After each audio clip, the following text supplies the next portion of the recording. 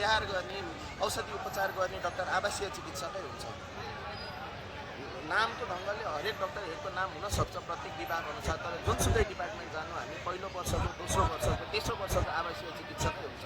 त्यो हाम्रो श्रमको पारिश्रमिक मागे हो। किनकि म आज ड्युटी गर्न जाँदैछु, आज मेरो ड्युटी छ अरे, बिहान 8 बजे जान्छु, भोलि बेलुका 3 बजे निस्किन्छु। त्यो तपाईँले पनि एउटा ड्युटी सिलसिलामा त्यति दुःख चाहिँ गर्नुभएको छैन कि जस्तो लागेर, म मेरो पेसापट्टि बायस भएको होइन, तर एउटा मान्छेले रातभरि नसुतिकन भोलि बिहान कसरी इफेक्टिभ सेवा दिन सक्छ तपाईँ आफै मनन गर्नुहोस् त। शिक्षाकर्मीहरू अलि धेरै भयो है।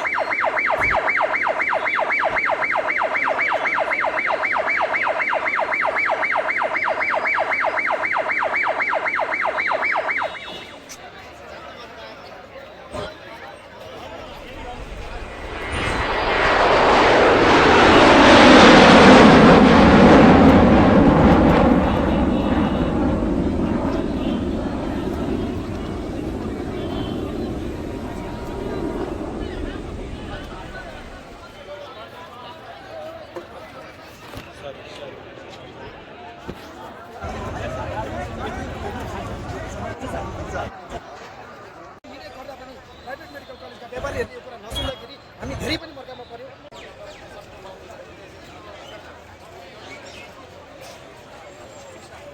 देशको डाक्टरहरू आन्दोलनमा आएपछि अनि कहाँ शिक्षक अब पालो डाक्टरहरूको हो।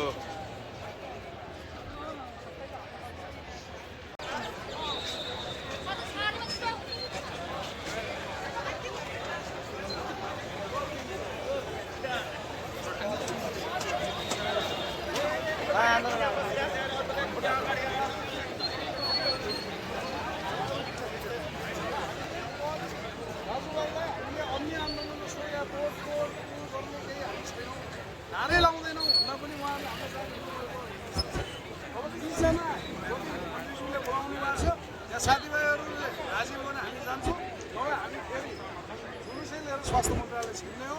र डाक्टर छिर्न नमिल्ने मन्त्रालय भनेपछि हाम्रो देशको हरिबिजो 1300 हुने एउटा यहाँ हामी 100-150 डाक्टर थियौँ।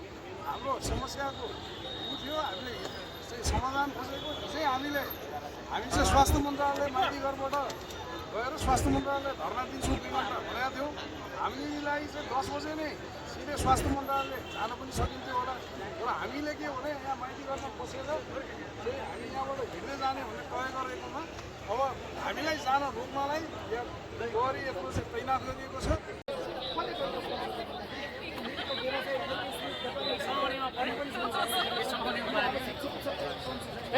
यो कहाँको टोली हो यो?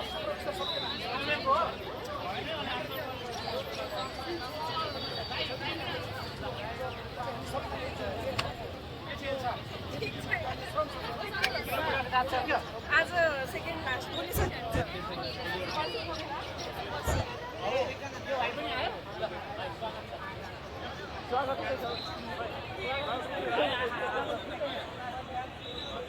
हामी धेरैचोटि पनि सिकाइसकेको छु, अहिले पनि म यो बाटोबाट चलाउँछु।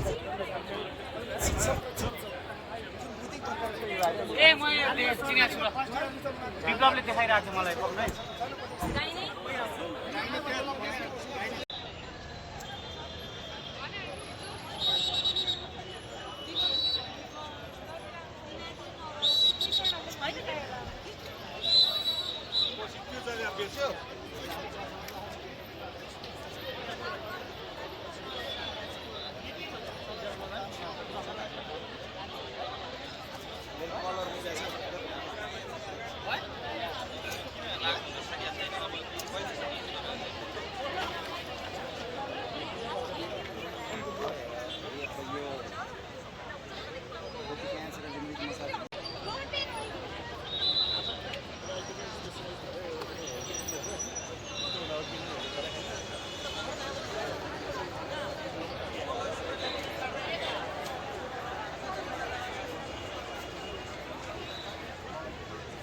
प्रतिनिधि गर्दै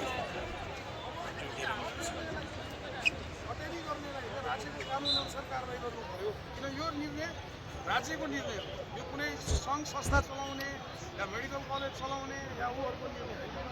यो राज्यले गरेको निर्णय कार्यान्वयनमा राज्यले हजुरहरूले धनको मात्रै सुरक्षा गर्नुहुन्छ होला, जनको मात्रै सुरक्षा गर्नुहुन्छ होला, हामी त तन मन धन सबैको सुरक्षा गर्नेछ। अब तपाईँहरू 30 जना जानुहुन्छ, यदि 30 जना पनि जान दिनु भएन भने सबै बल प्रयोग गरेर जानुहुन्छ? पहिले त 30 जनामा सहमत भयो भने 30 जना जान्छ, भएन भने हामी यो घेरापुरले सबै जान्छौँ। यहाँनिर सबै यो बडीहरूसँग बसेर निष्कर्षमा ल्याएको स्थिति हो। सबै आवश्यक चिकित्सक प्राइभेट मेडिकल कलेजमा जो पनि अध्ययनरत हुनुहुन्छ अथवा तालिम लिइरहनु भएको छ उहाँलाई चाहिँ सरकारी सरह 8औँ तहको सेवा सुविधा हुनुपर्छ भनेर निर्णय गरिसकेका स्थिति, तर कार्यान्वयन हुन नसक्दाखेरि हामी मर्कामा परेर आएको स्थिति हो।